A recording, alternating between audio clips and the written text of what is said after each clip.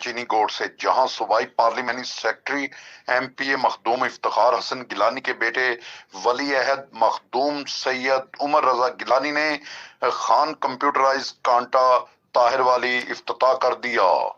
سماجی کارکن و آل پاکستان لگا جماعت کے ضلعی چیئرمین محمد سلیم خان لگا نے خان کمپیوٹرائز کانٹے کی افتتاحی تقریب منعقد کی، جس کا افتتاح ولی عہد مخدوم سید عمر رضا گیلانی نے کیا۔ افتتاحی تقریب میں سردار محمد اسلم خان، زاہد مختار مستوئی، حاجی شفیع اوان عرفان کھنڈ اور دیگر سمیت سیاسی جماعت کے اور تاجروں نے شرکت کی۔